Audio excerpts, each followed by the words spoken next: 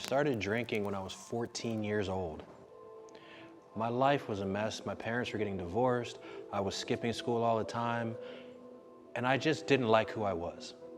So I wanted to numb the pain. And for me, I didn't want to be present in the moment. So I started drinking.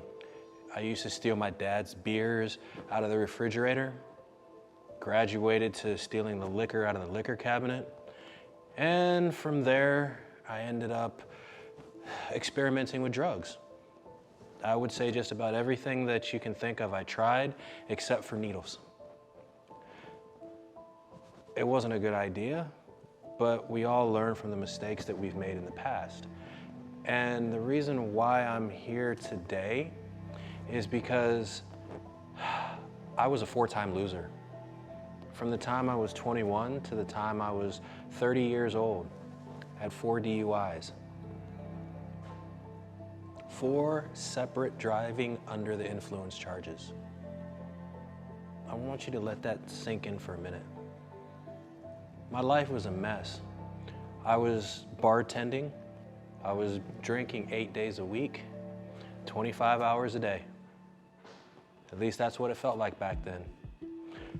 I used to black out all the time because I wanted to get away from the struggles that I had. And the struggles started deep within because I really didn't like who I was. So instead of being here living the one life that I was given, I sedated myself. I would black out, I would get drunk to make sure that I didn't have to think about it. You know, I went to jail multiple times for the DUIs. I lost my license for a total of 10 years. Imagine me, my size, riding one of those little motorized scooters. I bet that made you laugh. I'll tell you what, in 100-degree temperature, -4, 5 degrees in the snow and the rain, I wasn't laughing. But I was too ashamed to admit what I had been through. I didn't want anybody to know, so I suffered in silence, which was the absolute worst thing I could have done, because if I would have spoken up, if I would have been strong enough to ask for help, I could have gotten sober a lot longer, much longer ago. In April of this year, it'll be 8 years completely sober. After all the DUIs and everything, I still kept drinking, and I thought I had it under control. I would go to work trips, have 1, and then I'd press it to 2, then I'd press it to 3. I made it 5 years doing that, until I had one final blackout on St. Patrick's Day. I was in Louisville, Kentucky. I was drunk out of my mind taking shots, and a friend was footing the bill and kept throwing shots in front of me. And you know, I used to blame him, but now I blame myself because I was the only one that chose to drink. And that night, I ended up stumbling around a strange city. Didn't know anybody there except for the people I was there for the work event with, but I was stumbling all over by myself. I could have been shot, hit by a car, could have gone to jail, could have died. And the next morning I woke up and I threw up. I was in the bathroom all night long. And I missed a work event that I even went to. And that day I told myself I was never gonna drink again. None of my friends believed me because I was a party guy. I was the one that would jump on the bar, pour shots down people's throat, pour it down mine. It was a good time.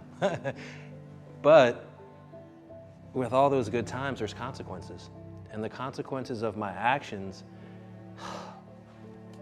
let's just say that I hurt myself more ways than just from the alcohol. Financially, mentally, relationships, I was a disaster. So one day I decided I was never gonna drink again. I wanted to be present and actually live my life. So I decided that I was gonna give up alcohol. Was it easy? No, it wasn't. But I'll tell you this, it's the best thing that I've ever done for myself, because the lessons that I learned on how to become a better man, the lessons that I learned on how to change my life around and be a positive member of society. I was even asked to go back to the jail I had to spend time in, to talk to the inmates about how if you don't want to be a statistic, you can actually make something out of your life and be a successful member of society. So there's multiple different ways that people use to sedate their lives. I was an alcoholic. I'm a recovered alcoholic. But lots of people, they will watch Netflix all day long. They know that there's stuff that they have to do. They know that they should be working. They know they should be playing with their kids. They know that they should be going to the gym or working out or doing something to improve their life. But what do? They watch Netflix. And then when Netflix asks them, are you still there? Are you still watching? They say yes and put on the next episode. So instead of living their life, they're watching somebody else who's dedicated their life to being the best that they can be. That's why they're an actor. That's why they're on TV making movies and television shows. So there's multiple ways, and Netflix binges is one of them. So there's food. You want to know what an oxymoron is? It was me. I was a personal trainer who was an alcoholic. I was never overweight, but I always drank more than I should have, and I should not have been doing that because my life, I was not living authentically. So there's a lot of people who they eat because they eat their feelings and they don't want to feel the pain that they feel. And a lot of it stems from just, they don't like where they're at in life. So instead of, and the crazy part is they're upset that they can't lose the weight, but yet at the same time, they're eating excessively. And that's preventing them from losing the weight, and it makes them upset. So they eat more, gain more weight, become more depressed. And it's a vicious cycle over and over and over because they're not happy with the reflection that they see in the mirror. So this is the only way they know how to get rid of that pain. Then there's social media. When you wake up in the morning, do you actually spend time with yourself? Or do you just grab your phone and look who's commented on your post or how many messages you've got just to get that dopamine rush from someone liking your post? Are you comparing yourself to other people? Are you looking at people's highlights and comparing them to your everyday life? You scroll nonstop on your phone all day long. Like, comment, comment on all the different social medias. There's so many of them out there, and now, with the metaverse coming, they want you to live in social media full time. What does that mean for you in your real life? It means that you're not living your life. You're living a simulation. Then there's gambling. I used to have a problem with this too. At one point in time, I used to gamble on football. I won 10 grand in the NFL one year, and I lost in the playoffs, and then I lost that exact same 10 grand on College Bowl week. So, luckily for me, it was just money that I had. It was house money, and it wasn't money out of my bank account. I didn't go into debt to a bookie. I didn't go into debt and have to sell my house or sell my car or anything like that because I didn't know when to say when. I didn't know how to stop. Because the rush of watching a game, hoping that they win and throwing money on it, it was high. It was exciting. It made me forget about the life that I had, so I wanted to do it more and more. And then the reality of my life, when I lost that money, if it would have came out of my bank account, I would have been really upset with myself. Then there's porn.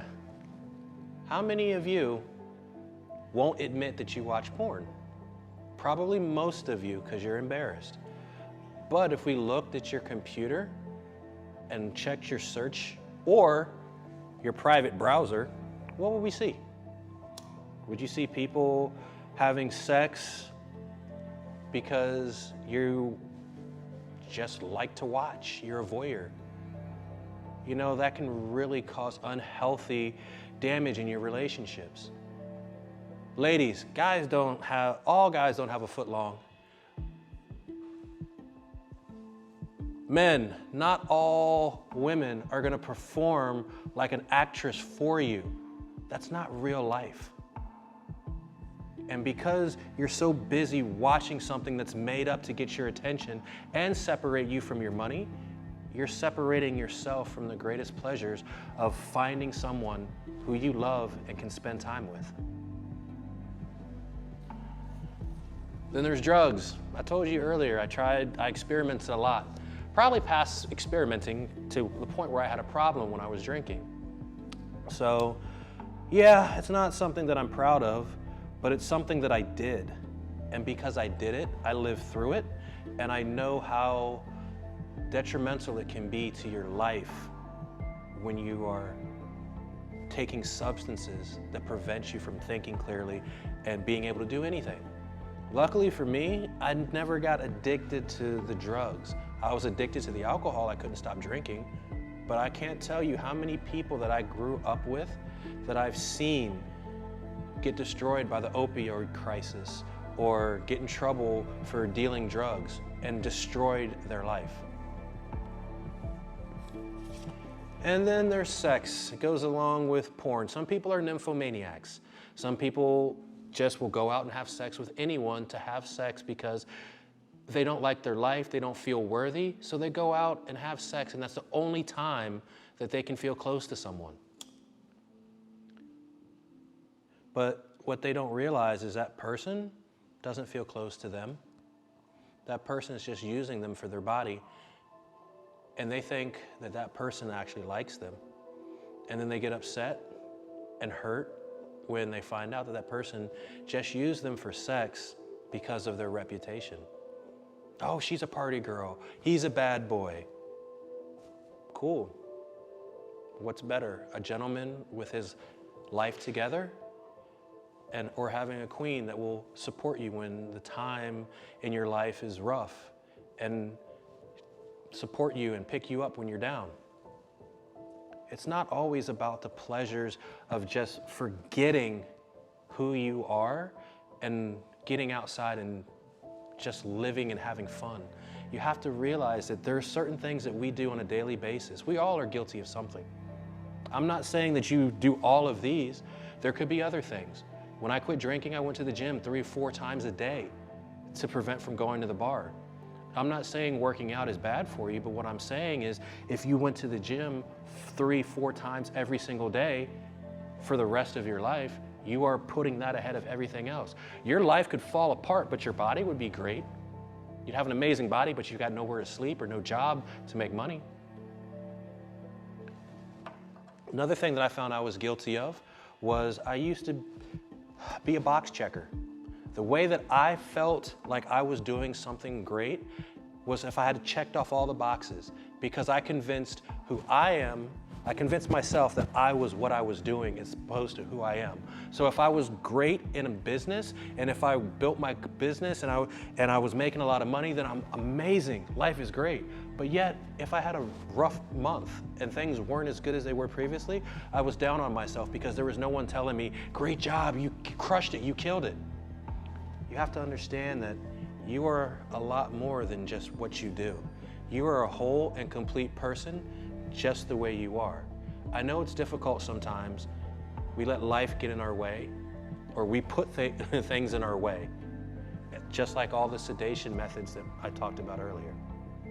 If you find that you're struggling from any one of those that we talked about, there's thousands more that are out there that maybe you do something that's not what I spoke about. Reach out to me.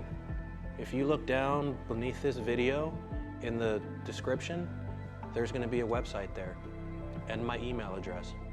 Let's talk, because I can show you that being present and living in the moment is so much better than living in a cloud and a haze, not knowing up from down or left from right.